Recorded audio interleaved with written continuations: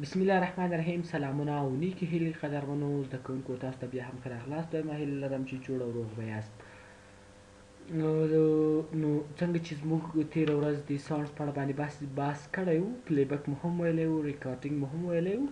نو زموږ نننی درس د ساونډز کې د ساونډز په اړه باندې ده، یعنې د وینډوز ساونډز په اړه باندې. خو درس له شروع کېدو مخکې هیله کوم چې زموږ چینل سبسکرایب کړئ، هره ویډیو لایک او شیر کړئ ترڅو نور زده کوونکي هم ترې برخمن شي. نو له هغه وروسته راځو پرسنلایز ته، ساونډز ته راځو او د ساونډز نه نوی درس شروع کوو. ساونډز څه په معنا ده؟ ساونډز په وینډوز کې بعضې غږونه مثلا بیټرۍ که خالي وي څه غږ دې کوي، ډیوایس کنیکټ مثلا یو شی که زه له خپل کمپیوټر سره وصل کوم څه غږ دې کوي، او که یو شی زه له خپل کمپیوټر سره غیر یا ډسکنیکټ کوم څه غږ دې کوي. چې دا کار موږ له چی له لارې کولی شو؟ دا کار موږ د ساونډز له لارې کولی شو. له دې لارې دلته موږ زیات ساونډز لرو چې له دې لارې ورته انتخابولی شو چې د کوم ساونډ غواړو چې تغیر یې کړو. نو مثلا زه ورته وایم چې کله چې د بیټرۍ د ځای فعالې غږ دې څه ډول وي. اوس که زه ټیسټ کوم په دې شکل باندې غږ ماته راکوي. خو چېرې زه غواړم چې دا ورته تغیر کړم، نو لومړی کلیک پرې کوم او له هغه وروسته مثلا دې لارې نور غږونه ورته انتخابولی شم. په دې شکل باندې دې وي؟ نه، یو بل شکل ورته انتخابوم. په دې شکل باندې دې وي. که بېرته وغواړم چې نه خپل ډیفالټ حالت دې ولري، بېرته کولی شم چې له دې لارې ورته انتخاب کړم. صحیح ده؟ بیټرۍ کریټیکل. صحیح ده؟ چې له دې لارې بېرته ورته اپلی کولی شم. یعنې له دې لارې موږ کولی شو د هر شي ساونډ غیر فعال یا فعال کړو. خو ښه مثال یې زه درکوم، ډیوایس کنیکټ، یو شی ته له کمپیوټر سره وصل کوې څنګه غږ کوي؟ اوس په دې شکل باندې، په دې شکل باندې. او که ډسکنیکټ یې کړې په دې شکل باندې. نو زه یو شی ډسکنیکټ کوم، یو ډیوایس ماوس هماغه غږ یې وکړو، بېرته کې کنیکټ کوم په دې شکل باندې، بیا هم هماغه غږ کوي. که چېرې زه وغواړم چې دا غږونه یې ورته غیر کړم، دا غږ زه له دې لارې ډیوایس کنیکټ ته راځم او ورته وایم چې مثلا په دې وروسته دې دا غږ وکړي. یا مثلا یو بل غږ چې واضح معلوم شي په دې شکل باندې اپلی. کله چې زه ډیوایس او لارې ډسکنیکټ کړم هماغه پخوانی غږ کوي، که بیا کنیکټ کړم غږ یې تغیر شو. دا موږ د شي لارې کولی شو؟ د ساونډ لارې بېرته ورته انتخابولی شو. او که بېرته مثلا مو غوښتل بېرته خپل اولنی حالت هم ورته انتخابولی شو.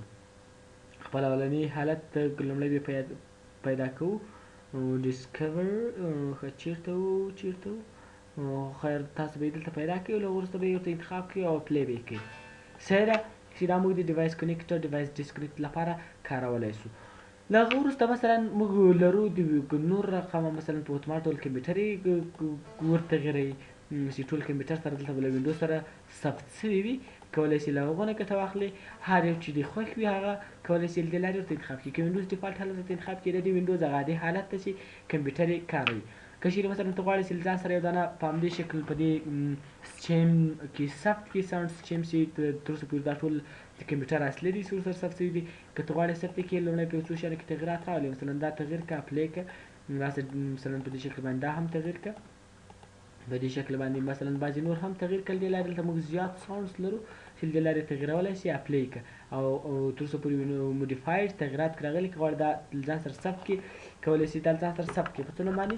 نوم په ورکولو سره کولی شي دلته له ځان سره ثبت کړي. اوس زه اوکې باندې کلیک کوم، هماغه سچیم له ما سره ثبت شوی ده په هماغه نوم باندې. زه یې پیدا کوم، دې لارې ګټه ترې اخیستل کوم.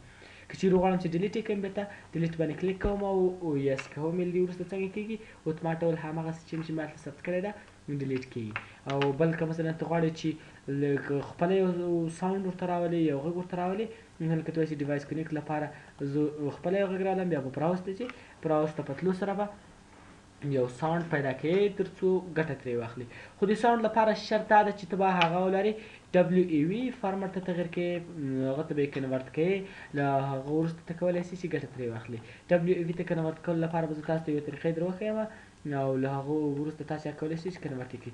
کله چې تاسو وینډوز انسټالوئ، تاسو به کنورټر هم له خپل وینډوز سره انسټال کړئ. صحیح ده؟ وینډوز 7 ټولز ته چې تاسې راسئ، ټولز ته په راتګ سره بیا هم ټولز باندې کلیک وکړئ. بیا کله چې تاسو ټولز ته رالاست، تاسو به دلته یو کنورټر پیدا کړئ. صحیح ده؟ چې د اسیس سافټ په نوم باندې ده، د باندې به کلیک وکړئ. دا کنورټر به له ځان سره انسټال کړي. کنورټر له انسټالولو وروسته تاسو کولی شئ له دې نه ګټه واخلئ. هر ساونډ چې وغواړئ کنورټ یې کړئ، دبلیو ای وي فارمټ ته کنورټ کړئ او د هغه کنورټ کولو وروسته به براوز ته راځئ. براوز ته په راتګ سره هر ځای کې چې م هغه ثبت کړی وي مثلا ډاکومنټ هر ځای کې چې م ثبت کړی وي هغه به هلته پیدا کوئ او له هغه وروسته باندې کلیک کوئ او اوپن کوئ به اتوماتیک داسې څنګه کېږي اوپن کېږي او اپلای باندې کلیک کولو وروسته کله چې تاسو ډیوایس ډسکنیکټ کوئ هر غږ چې تاسو ورته انتخاب کړی وي کولی شئ ګټه ترې واخلئ. چې دا موږ له څه لارې کولی شو د براوز له لارې موږ کولی شو. کمیونیکیشن ته راځو. کمیونیکیشن کې بیا هم موږ بعضې شیان لرو او د یو مثلا نور غږونه ته غواړې دلته خپل کمپیوټر کې غږ ثبت کړي نو دا موږ کولی شو د کمیونیکیشن له لارې په دې کې هم تغیرات راولو. که نور غږونه دي مثلا په کوم شکل باندې میټ ډو ناتینګ یعنې هیڅ غږ دي ترسره یعنې هیڅ د نورو غږو په وړاندې باندې ترسره نه کړي. که چېرې زه تاسې reduce the volume of other sounds 50% د نورو غږونه راټیټ کړه او یوازې د کمپیوټر دا کوم اصلي مایک چې دا زه چې پکې خبرې کوم دا غږونه پرېږده نو 50%. که مایک څومره ښه وي 80% ورته انتخاب کړه او که زیات مثلا ته تاسې بیخي میټ آل ادر ساوندز نور غږونه ټول راته غیر فعال کړه او خاص کوم خبرې چې مثلا زه کوم خاص دا یو څو خبرې خاص د ما خبرې دي فعال دي دا د لرې کولو څخه دا په مایک پورې اړه لري. مایک څومره قوي په هماغه اندازه باندې په تاسې ورته انتخابوئ. اوس 80 سلنه ورته انتخابوم او له هغه وروسته اوکې باندې کلیک کوم. چې دا و د ساوندز په اړه. له پرسنلایز کړي ساوندز نه وروسته سکرین سیور موږ لرو. سکرین سیور باندې کلیک کولو وروسته موږ څه کار کوو؟ سکرین سیور یعنې په دې معنی چې موږ په کمپیوټر کې کله چې موږ یوه دقیقه یا له یو دقیقې نه زیات وخت که چېرې موږ په کمپیوټر کې کار ونه کړو نو کمپیوټر دې په څه سره مصرفه شي. ځینې لارې اوس نان ورته انتخاب دی چیرې نه وي. که ګولډ فیش ورته انتخاب کړم همدغه یوه منظره چې اوس به یې راوړئ دا منظره کولی شي د پریویو لارې هم ګورئ. یعنې دا که چېرې موږ په خپل کمپیوټر کې له یوې دقیقې یا زیات وخت چې ورته سلیکټ کولی شو ګټه وانخلو کمپیوټر په شیش باندې ځان مصرف کړي. له دې وروسته بیا هم راتلی شو او بیا هم په سکرین سیور کې که نه غواړئ چې مثلا ګولډ فیش نه ګټه واخلئ 3D ټیکسټ غواړئ چې ګټه ترې واخلئ 3D ټیکسټ کې لومړی وینډوز 7 لیکلی دی. که غواړئ تغیرات پکې راولئ سیټینګ ته به لاړ شئ او سیټینګ کې مثلا ټایم دې راته راولئ یعنې بوتما ټول د اوسنی وخت دې راته راولئ.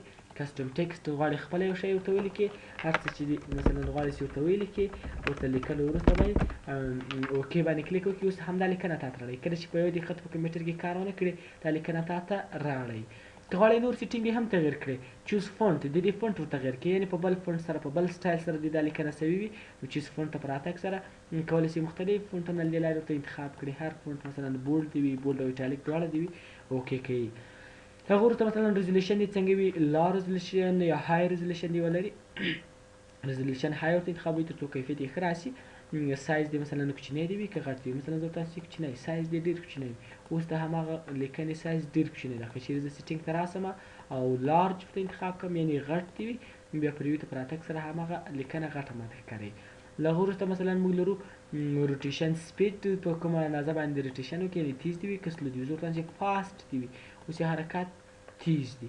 که چېرې زه بیا هم سیټینګ ته راځم بیا ورته انتخابوم چې سلو حرکت یې وکړي اوکې کوم او پریویو ته راځم حرکت یې ډېر سلو شوی ده. بیا هم سیټینګ ته راځم او نارمل حالت ورته انتخابوم چې نه ډېر فاسټ وي نه ډېر سلو وي. موشن یا حرکت یې په کوم اندازه باندې وي څه رقم حرکت یې ولري. نان هیڅ حرکت یې ونه کوي. سپین همدا حرکت ده یا مثلا زه ورته چې سیسا حرکت یې ولري بیا اوکې باندې کلیک کوم همدا حرکت یې تغیر کوي. اوس په بل ډول باندې حرکت کوي. که بیا هم سیټینګ ته راځي او بیا هم ورته وایي چې وډل په بخښنې سره وبل حرکت یې ولري بیا هم کتای شو او له هغه وروسته بل ډول حرکت هم موږ لرو د ټرامبل په نوم باندې. که بیا هم اوکې کوو او پریویو کې ګورو حرکات یې تغیر کوي.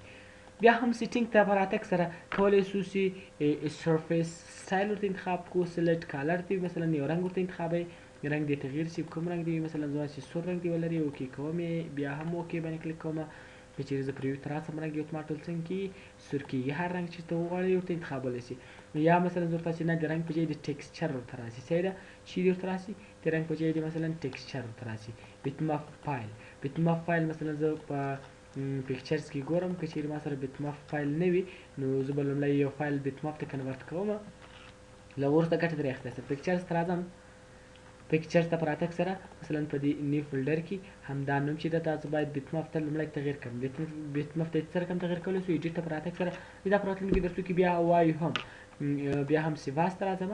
سیواس بیټماپ یا بی ام پي حالت ورته انتخابوم او له هغه وروسته یې سیف کوم. په کوم ځای کې به یې سیف کړم؟ پکچرز کې، په همدې فولډر کې به یې سیف کړم او له هغه وروسته به دا کلوز کړم. بیا به هم راسم چوز ټکسچر ته به راسم او بیا به هم پکچرز ته راسم. دلته به یې وګورم بیت ماف فایل به راخلاص کړم، بي ام پي فایل اوپن به یې کړم او اوکې به یې کړم. اوس د دې عکس په داخل کې د هماغه عکس ځانګړتیاوې معلومیږي. ویني سپین او آبي رنګونه چې په هماغه عکس کې کارېدلي دي، کولی شئ ګټه ترې واخلئ. بیا هم سیټینګ ته راځئ، ریفلیکشن وایي چې نه ریفلیکشن دې وي، ریفلیکشن ته راځئ. بیا هم بیت ماف حالت ورته انتخاب، بیت ماف یو عکس ده ورته انتخابولی شئ، اوکې کوئ او بیا هم اوکې باندې کلیک کوئ. خو ریفلیکشن او بیت ماف یا ټکسچر له یو له بل سره څه فرق کوي؟ د ټکسچر او د ریفلیکشن فرق په همدې کې ده چې خپله ریفلیکشن د انعکاس په شکل باندې پکې معلومیږي او د ټکسچر بیا یو عکس یو رنګ په یو ځای کې معلومیږي. تاسو اوس فکر ورته وکړئ انعکاس په شکل باندې یو ځلې زرغون او سپین رنګونه دواړه معلومېدای شي. که چېرې زه سیټینګ ته راشم او همدا د ټکسچر له لارې ورته انتخاب کړم، همدا عکس به ورته انتخاب کړم، خو بیا عکس کې تغییر نه کوي، عکس په هماغه یو شکل باندې ده. اوکې ته راځم، نو اوس په دې شکل باندې عکس انعکاس نه پکې کوي. صحیح ده؟ عکس څنګه ده؟ عکس بې انعکاسه ده. چې دا د ریفلیکشن په اړه باندې و. او که غواړئ چې هایلایټ دې ښکاره شي او که دې ښکاره نه شي، له دې لارې کولی شئ چې ګټه ترې واخلئ. له هغه وروسته مثلا وایټ څومره وخت چې زه صبر وکړم، له هغه وروسته دې ماته ښکاره شي. یوه دقیقه د دقیقو په اندازه باندې کولی شي، مثلا زه تاسو یوه دقیقه زه خپل کمپیوټر کار ونه کړم، ماته دې سکرین سیور فعال شي. دا له هغه وروسته ان ریزیوم ډسپلی لاګ آن سکرین، کله چې مثلا زه لاګ آن سکرین ولرم یا خپله صفحه مې لاګ کړې وي، په دې صورت کې هم که یوه دقیقه زه کار ځینې وانخلم فعال دې شي، که غیر نه دې شي فعال دې که فعال یې کړم. که چېرې ما صفحه لاګ کړې وي هم ګټه ترې خپله فعال کېږي، یا که مې غیر فعال کړی وي په هغه صورت کې نه کاري. اوکې باندې اپلی اوکې له هغه وروسته سکرین سیور کې هماغه ترې ټکسټ فعال کېږي. بیا هم راځم سکرین سیور کې کوم موضوعات چې پاتې دي هماغه پسې وایو. بلانک همداسې دې پاتې وي یا هم داسې بابلز په دې شکل باندې دي اوس معلومیږي. صحیح ده؟ په دې شکل باندې په ریویو کې کتای شي. یا هم زه ورته وایم چې نه تغییرات پکې راولم، میسټ حالت دې ولري یا هم په دې شکل باندې بل حالت ورته انتخابوي.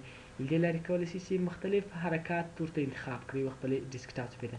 یا فوټوز عکسونه غواړم چې ورته انتخاب یې کړم، سیټینګ ته راسم، مختلف له کوم فولډره چې غواړئ چې عکسونه ورته انتخاب کړي، پکچرز کې دې وي مثلا، بیا پکچرز په داخل کې بیا هم پکچرز، په دې ځای کې بیا هم د نیو فولډر په نوم چې د عکسونه دې ماته څنګه شي را دي شي. په څومره وخت کې دې واوړي، سلو دې واوړي، میډیم دې واوړي او که فاسټ تیز دې واوړي. یعنې کوم عکسونه دلته ته شاید 3 4 5 10 عکس راولي، دا 10 عکس دې په څومره وخت کې تېر شي، سلو دې وي، څوکه دې تېرېږي، میډیم دې وي او یا هم فاسټ دې وي. له هغه وروسته ریبنز موږ لرو چې په دې شکل باندې له ریبنز نه هم ګټه اخیستی شو. چې په ریویو له لارې کتای شو سیټینګ کې په تنظیماتو کې تغییرات راوستل او له دې وروسته اوکې باندې په کلیک کولو سره سکرین سیور درس هم زموږ پای ته رسیږي او د سکرین سیور په خلاصولو سره زموږ د پرسنلایز درس هم پای ته رسیږي. د دې وروسته د ټاسک بار درسونه یا په ټاسک بار باندې رایټ کلیک درسونه وایو چې په راتلونکي درسو کې به یې ووایو. نو بیا هم هیله کوم چې زموږ چینل سبسکرایب کړئ، ویډیوګانې لایک او شیر کړئ تر څو نور زده کوونکي هم ترې برخمن شي. تر بیا ښې چارې.